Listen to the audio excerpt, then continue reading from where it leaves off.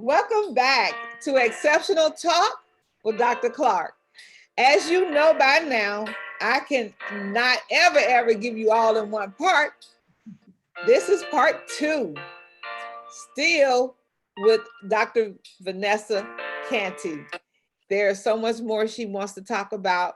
She really wants to focus on Social Security and community-based learning. Let us hear from her. Okay, so as I said previously, thank you for having me back.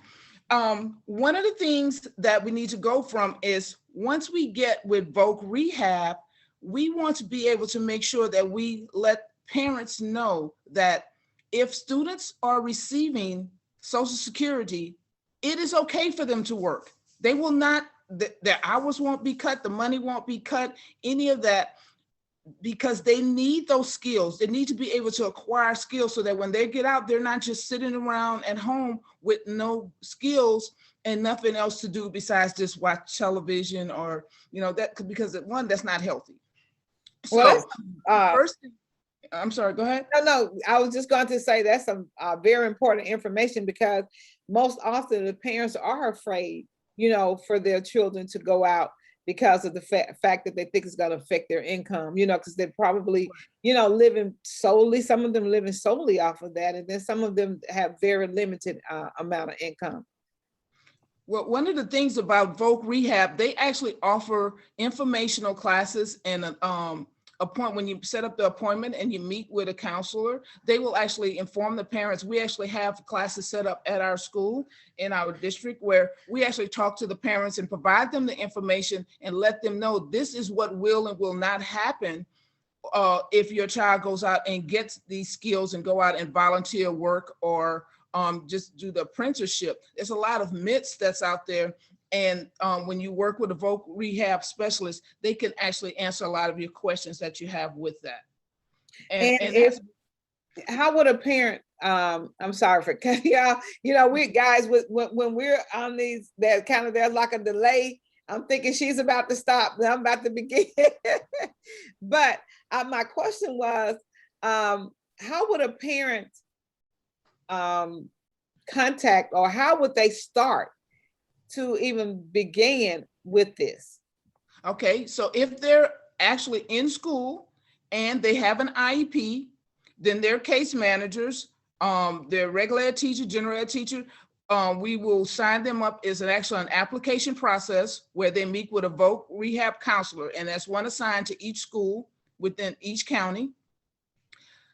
We get the students enrolled, they get all the paperwork, but this is where a lot of it falls off because the parents are not as active in completing the paperwork. And in some points, it is a lot of paperwork, but that's where I come in, where I try to assist them and get as much information as I can to fill out these forms. But a lot of it may be a lot of personal financial information from the parents, and the parents are hesitant about providing that sort of information. Yes, and that happens, but hopefully we can get to a point where the parents understand the relevance of this program and to understand that there is no compromise as far as their personal information, and will not, very confidential. They don't have to worry about that, but most often we all are concerned when we're giving out very sensitive information. But that is important to know, that when you're on an IEP, when a student has an IEP, they all have the ability starting the 9th grade to have a transition plan, not just certain people that feel like they want one, but every student that has an IEP also has a transition plan. So we want to make sure that you all are aware of that. This is not a program where it's not optional when it comes to your IEP. So we just now there's one more key fact, Ms. Dr. Clark, that I really am passionate about. Oh yes, please share.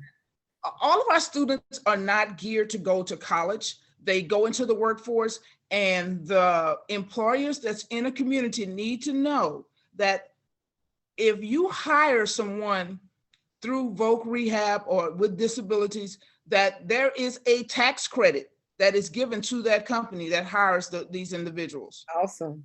And that's all comes once again through Voc Rehab. And then also, if there is a path where the student decides, hey, I do want to go to college, we have an awesome college here at Warm Springs.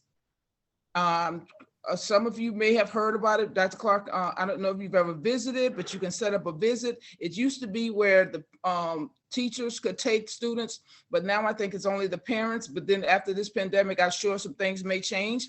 And I apologize, I'm not really certain as far as the process right now. But Warm Springs basically is a residential vocational transition center. And it provides students with certificates that they can actually earn through hands-on work and training at an actual college. There's sports teams. This is an awesome place. You really need to take the opportunity and visit with all parents should go out and visit there with their students so they can see that this is just a normal college. Students have dorms. They live in the dorms. They live independently. So this is where we really help the students to be self-sufficient. All right. So that is very important to know, because most often when we're parents that have students with disabilities, they feel that once they graduate, there is no college entry for them. But to know that there is still college for them as well. Yes. And Warm Springs, I've heard nothing but good things about it. So guys, if you are definitely interested, please do not hesitate to contact us. We will definitely get you the information that you need. Anything else, Dr. Canty? There's a lot more, but that's all I I'm going to know, right?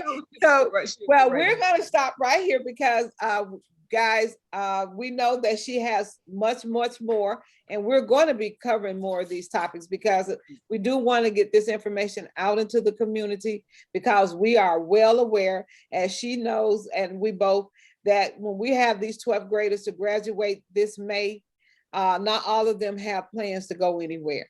So we want to definitely eliminate that issue and make sure that every child has an opportunity.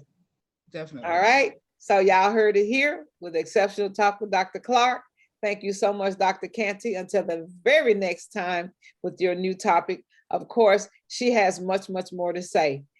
Yes. All right, guys, don't forget to like, comment, share, and subscribe. You heard it here with Exceptional Talk with Dr. Clark. Good night.